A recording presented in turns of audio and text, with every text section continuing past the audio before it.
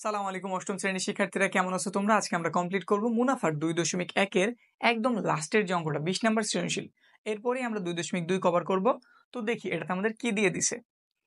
কোন আসল 3 বছরের সরল মুনাফা সহ, কোন একটা আসল 3 বছরে কি সহ, সরল মুনাফা সহ কত হাজার টাকা হয়েছে? 28,000 টাকা। এবং ওইটাই 5 বছর পরে কত হয়ে যায়? 30,000 টাকা। এইটুক তথ্য আমাদের দিয়ে দিছে। আমাদের ক খ গ এই নিয়মে কমপ্লিট করতে হইব। তো ক নাম্বার দেখি কি বলে দিছে। প্রতীকগুলো ব্যবহার সহ মূলধন নির্ণয়ের সূত্রটি লিখো। একদম সিম্পল একটা জিনিস দিয়েছে, কোনো অঙ্ক না, শুধু মূলধন নির্ণয়ের সূত্রটা। তো করি। ক নাম্বার আমরা জানি I is equal to P R N, নাকি?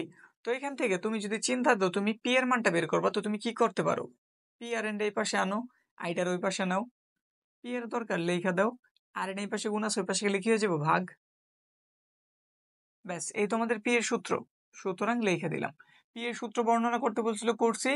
তাদের প্রতীকগুলোর নামও বলতে বলছে, কোনটার আমরা কি বলি না বলি। তো একটু বইলা দিই। আই মানে কি? আই মানে হইতেছে মুনাফা। আই মুনাফা। পি মানে কি? মূলধন। তারপর আর কি দেখা যাচ্ছে? আর আর মানে হইতেছে হার। এন মানে কি? সময়। ব্যাস, এইটুকু লিখে দিলে তোমার ক নাম্বার কমপ্লিট। এবার আমরা খ এর দিকে আগে। খ নাম্বারে বলছে মুনাফার হার নির্ণয় করো। তো খ নাম্বার আমরা মুনাফার হার নির্ণয়ের জন্য কাজ শুরু করি। আমাদের তথ্য এইটুকুই দেওয়া আছে। একটা আসল 3 বছর রাখছিলাম, মুনাফা আসলে 28,000 টাকা হয়েছে। 5 বছর রাখছিলাম, মুনাফা আসলে 30,000 টাকা হয়েছে। আসলে আমাদের আসল কিন্তু বাড়ে কমে না। আসলে আমি একদম প্রথমে নিয়ে যেটা রাখছিলাম ঠিক ওইটাই আছে। আসল যা আছে ঠিক তাই। আমাদের পরিবর্তনটা কিসে আসছে? মুনাফায়। আমি 1 বছর রাখছি, মুনাফা একরকম আসছে। দ্বিতীয় বছর মুনাফা তার থেকে বাড়ছে, তৃতীয় বছর আরো বাড়ছে। এইভাবে হিসাবটা হয়। তো আমরা একটু ভাইঙ্গা লিখি আসলে ঘটনাটা কি ঘটছে। প্রথম আমরা বড়টা লিখবো, 5 বছরেরটা। তো আমরা এখানে লিখতেছি আসল যোগ 5 বছরের মুনাফা। 5 বছরের মুনাফা মোট কত? 30,000 টাকা। তারপরে আবার আসল যা আছে ঠিক তাই। এবার কয় বছর? 3 বছর। তো লিখতেছি 3 বছরের মুনাফা কত? 28,000 টাকা। এবার একটু বিয়োগ করি। বিয়োগ করে বিয়োগ করলে চিহ্নগুলি পাল্টায়, প্লাস ছিল মাইনাস হইলো, প্লাস ছিল মাইনাস হইলো, প্লাস ছিল মাইনাস হইলো। তাহলে আসল আর আসল বাদ হয়ে গেল নাকি? এখানে ছিল 5, এখানে 3, তাহলে রইলো কত? 2। তো লিখলাম 2 বছরের মুনাফা। বিয়োগ করি 28,000 থেকে 30,000, তাহলে 2,000ই থাকবো। 2,000 টাকা। 2 বছরের মুনাফা 2,000 টাকা। তাহলে 1 বছরেরটা বের করি। 1 বছরের মুনাফা আরো কম হইব। কম হইলে আমরা কি করি? ভাগ করি। 2 দ্বারা ভাগ করলাম। এবার দেখো, আমরা কিন্তু 3 বছরের মুনাফা আসলটা জানি। কোনোভাবে যদি এখান থেকে আমি 3 বছরের মুনাফাটা বের করতে পারি, 3 বছরে কি বের করতে পারি? মুনাফা বের করতে পারি। এইটা থেকে যদি আমরা মুনাফাটারে বিয়োগ দিই তাহলে কিন্তু আমার আসল বের হয়ে যায়, নাকি? তো আসল বের করার জন্য আমার এখন কি করতে হইব? আমি 3 বছরেরটা দিয়েও করতে পারি, 5 বছরেরটা দিয়েও করতে পারি। তো 3 বছরই নেই, হিসাব আমার একটু ইজি হইব। তো আমরা এখান থেকে কয় বছরেরটা বের করতেছি? 3 বছরের। 3 বছরের মুনাফা একটু বেশি হইব। উপর তাহলে 3 কি হয়ে গেল? গুণ। নিচে 2 এর মতো 2। 2 ধারা যদি আমরা এটারে কাটি তাহলে হয়ে যাব 1,000।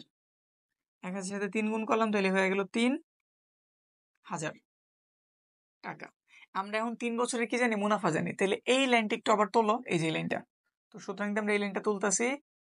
আসল যোগ 3 বছরের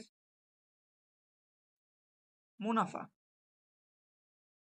কত? 28,000 টাকা। আমরা মাত্রই 3 বছরের মুনাফা জানছি, তো বসায় দাও। 3 বছরের মুনাফা কত হাজার টাকা? 3,000 টাকা। আবার একটু বিয়োগ করো। তো বিয়োগ করলে এটা প্লাস হয়ে, প্লাস ছিল মাইনাস হয়ে গেল, এটাও মাইনাস হয়ে গেল। তাহলে উপর থেকে আমরা কি পেলাম? এখানে সুতরাংয়ের প্রয়োজন নাই, এইখানে সুতরাং দেই। আসল 3 3 কাটা গেছে, মানে মুনাফার সেক্টর বাদ। তাহলে এখানে বিয়োগ করলে কত পাওয়া যায়? 0 0 0। 8 3 আছে, 8 হইব 5 হইলে 2 এর মতো 2। তাহলে কত হাজার টাকা? 25,000 টাকা। তাহলে বোঝা গেল আমাদের আসল কত হাজার টাকা? 25,000। এখানে এগুলো লিখে দেই। আসল P is equal to 25,000 টাকা। আমাদের কাছে কি জানতে চেয়েছে? হার। আমরা অলরেডি এখন কার মান জানি? পি এর মান জানি এবং আয়ের মান জানি। এটা আমাদের কি? মুনাফা। তো আমরা এটা কার মান জানি? মুনাফার মান জানি। আবার সময়ও জানি। তো এখানে সব একটু সাজাই গুছাই লিখি, আমরা কি জানছি না জানছি। কি জানলাম সব এখানে একটু লিখি। তো এইটা এইখানে না লিখে এইখানে লেখাটাই ভালো দেখায়, তো এখান থেকে আমরা মুছে দিতেছি। এখান থেকে ক্লিয়ার করে সব আমরা একসাথে লেখে তারপরে কাজটা করি। কি জানছি আমরা সব একটু এখানে তুলি। আমরা জানছি আসল পি সমান 25,000 টাকা। আমরা কি জানছি? মুনাফাও জানছি।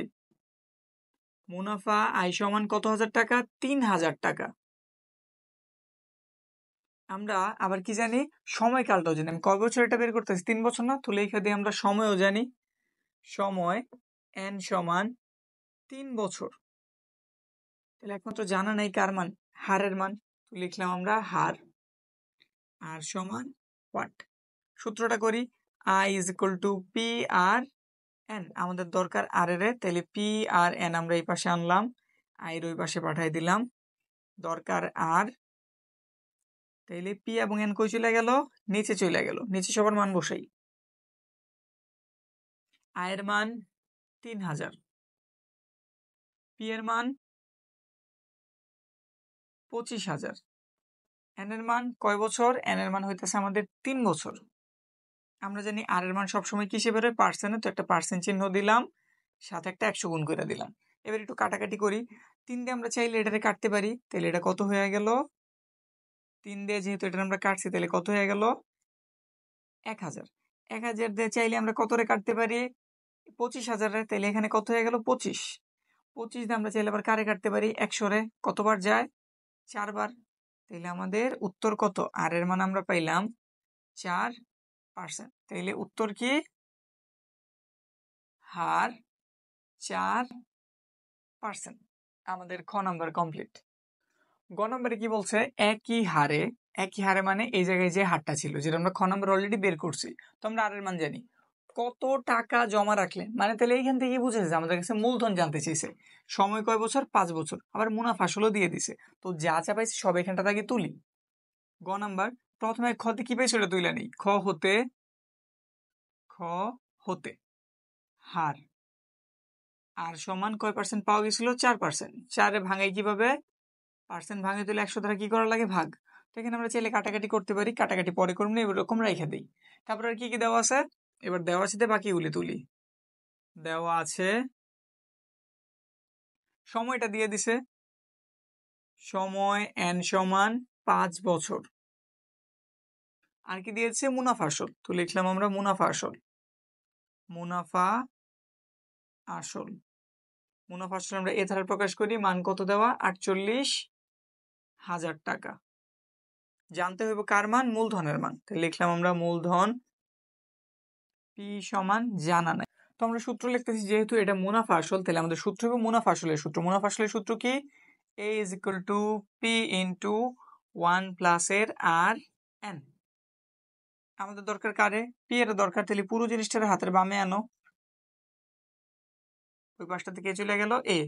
আমাদের দরকার কারে? P এর। তাহলে P লিখলাম, এই উপরে লিখলাম, এটা এই পাশে গুণ ছিল, ওই পাশে কি অবশ্যই কি হয়ে যাবো? ভাগ। এই যে আমরা নিচে লিখে দিলাম। এই পাশে একটু মান বসাই। এবার এগুলির মানগুলি একটু বসাই এখানটাতে। পি এর মতো পি লিখলাম, সমান একটু মান বসাই দেখি এর মান কত দেওয়া আছে। এর মান দেওয়া আছে 48,000। তারপর আমার আছে 1 লিখলাম, প্লাস আর এর মান কত? এই যেটা বের করে রাখছিলাম, 100 ভাগের 4 ইন্টু n এর মান। n এর মান কত? n এর মান হচ্ছে 5 বছর। এখানটাতে লিখলাম আমরা 5 বছর। পরের লাইন 48,000। আচ্ছা, এখানে 4 5 কত হয়ে গেছে? 20। তাহলে উপরে আমরা কত লিখে দিলাম? 20। নিচে লিখে দেব আমরা 100। P is equal to 48,000। 100 দ্বারা যদি আমরা 20 এর ভাগ করি, তাহলে রেজাল্ট কত বেরোইব? 0.2। ইজি করে দিলাম। এটা আমরা কি করছি? ভাগ করছি। লসাগু টসাগু না করে ভাগ করছি। এখন আরো তাড়াতাড়ি হবে আমাদের কাজটা। P 48,000 এই দুজনের যদি যোগ করি, তাহলে হইব 1.2।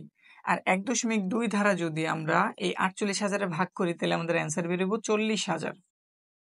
তাইলে আমাদের মূলধনটা কত রাখতে হইব? 40,000 টাকা। যদি 40,000 টাকা রাখি তাহলে 5 বছরে ওই একই হার মুনাফা আসলে আমাদের টাকাটা কত হয়ে যাব? 48,000 টাকা। তাহলে উত্তর কত কি জানতে চেয়েছিল? একই হারে কত টাকা? তাহলে লিখলাম মূলধন কত? 40,000 টাকা। 40,000 টাকা। ব্যাস আমাদের অ্যান্সার কমপ্লিট।